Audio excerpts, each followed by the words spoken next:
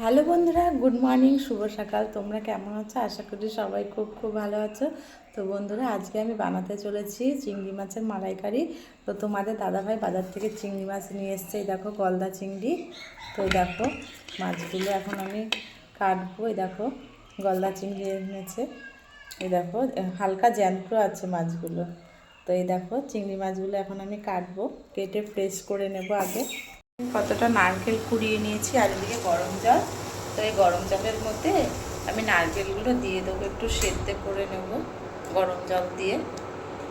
চিংড়ি মাছগুলো ভালো করে, গলদা চিংড়িগুলো ভালো করে ধুয়ে লবণ, হলুদ, লঙ্কার গুঁড়ো দিয়ে ভালো করে মেখে রেখেছি। আর এদিকে দেখো নারকেলটা সেদ্ধ করে আমি জল বের করে নিয়েছি। আর এদিকে ঘি রেখেছি। আর এটা হলো পেঁয়াজ বাটা, আর এটা হচ্ছে আদা আর দুটো রসুন কোয়া নিয়ে বেটে রেখেছি। আর এদিকে নিয়েছি চাল মগজ, কিছুটা কালো সর্ষে আর কাজু বাদাম আর একটু মৌরি, এটা পেস্ট করে নেব। আর এদিকে গোটা গরম মশলা নিয়ে নিয়েছি।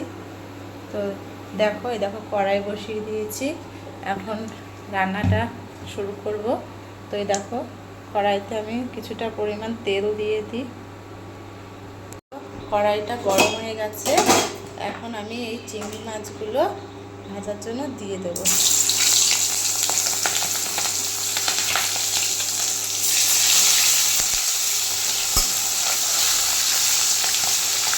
হালকা করে ভেজে নেবো আমি।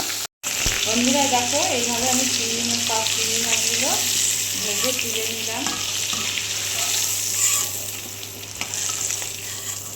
এই দেখো ব্রাউন করে ভেজেছি।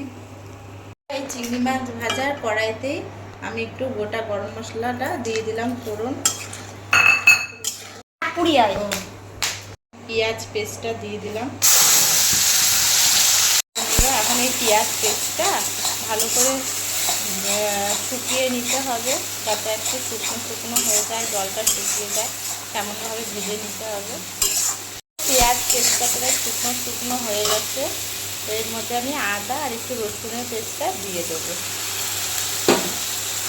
এবার আর একটু ভালো করে কষিয়ে নেব। প্রায় শুকিয়ে এসেছে। তো এর মধ্যে আমি এবার এর মধ্যে স্বাদ মতন লবণ দিয়ে দিব, হলুদ গুঁড়ো দেবো, কাশ্মীরি লঙ্কার গুঁড়ো।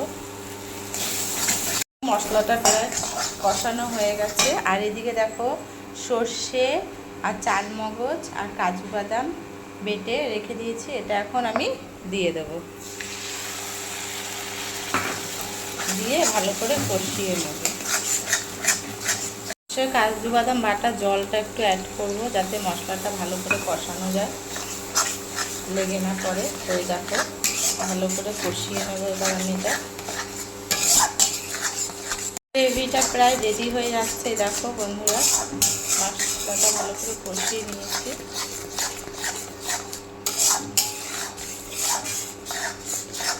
কষানোর সময় হালকা আঁচটা করে দিতে হবে, তাহলে দেখবে একটা সুন্দর কালার আসবে। দেখো কালার আসছে হালকা। দেখো বন্ধুরা মশলাটা প্রায় কষানো হয়ে গেছে। আর এদিকে দেখো দুধের মালাইকারিটা বানিয়ে রেখেছিলাম, এটা এখন এর মধ্যে দিয়ে দেবো। এই দেখো কালারটা কি সুন্দর এসছে। এখন আমি এই দুধের মালাইকারিটা অ্যাড করলাম। যে যতটা পরিমাণ গ্রেভি বানাতে চাও সে ততটা পরিমাণ একটু অ্যাড করবে, বা কেউ গরুর দুধও অ্যাড করতে পারে। প্রায় জাল হয়ে এসেছে, এখন আমি এই ভেজে রাখা চিংড়ি মাছগুলো দিয়ে দেব, যাতে মশলাটা চিংড়ি মাছের মধ্যে যায়। তো এই দেখো এক এক করে এখন দিয়ে দিচ্ছি। এই দেখো বন্ধুরা চিংড়ি মাছের মালাইকারিটা রেডি হয়ে গেছে, কি সুন্দর হয়েছে। বন্ধুরা তোমরাও বাড়িতে চটপট বানিয়ে ফেলো চিংড়ি মাছের মালাইকারি। আর বন্ধুরা রেসিপিটা যদি ভালো লাগে অবশ্যই লাইক কমেন্ট শেয়ার করো, আর অবশ্যই একটু সাবস্ক্রাইব করো।